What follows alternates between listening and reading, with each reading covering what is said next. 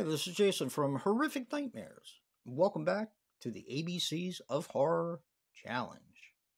Now, this was created by Rob's Nightmares, and it's basically pick a horror movie associated with a certain letter, give it a watch, and review it. That simple. Now, it's letter M's turn, and for letter M, I picked Masked. Mutilator. Masked Mutilator is a 2019 film, which runs approximately 76 minutes, and is directed by Brick Bronski. Now the stars. Brick Bronski as Steve Carson, Jeff Sibbick as Vic Mangino, and Tom Taylor as Brian Worth. Now, the script was written in the late 80s, and most of the movie was shot in 1994, but not completed until many, many years later. And it kind of works for this film. Now, basically, this is a low-budget slasher film. And what it's about. We have Jeff Sibbick, who plays the Masked Mutilator. Now, that was his wrestling name.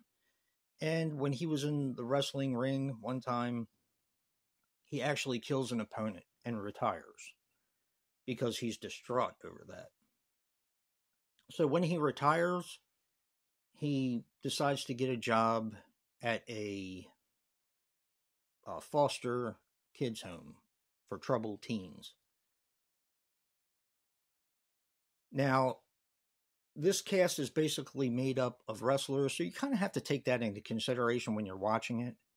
But I do think that Jeff Sibbick, who plays the Masked Mutilator, does a good job as kind of the head house parent of this foster home. And you have a bunch of kids in there who are not exactly the easiest to get along with.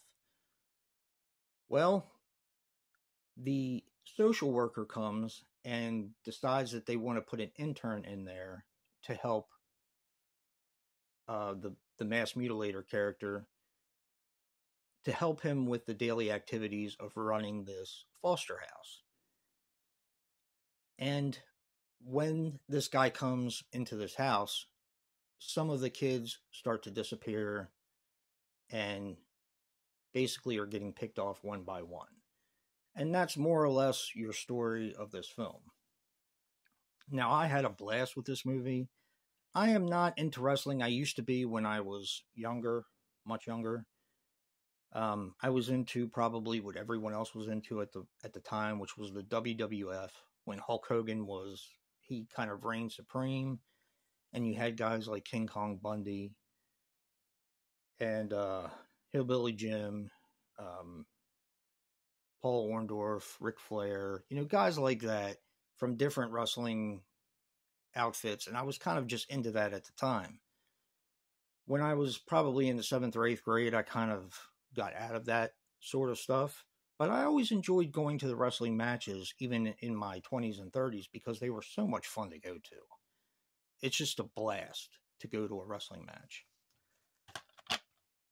So I am familiar with wrestling and everything it has to offer, but it was really neat to see a slasher movie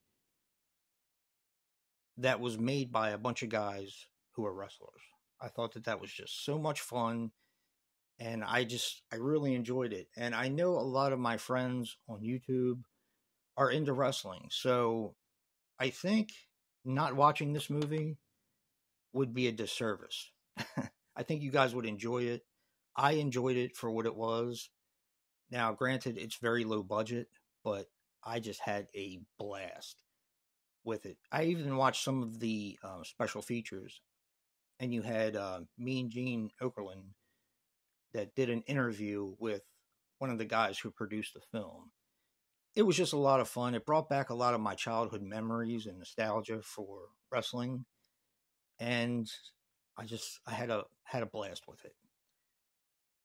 Don't forget to check out what Rob's Nightmares picked and what Joe the Horror Man picked for letter M. And remember, guys, physical media matters. And until next time. Peace.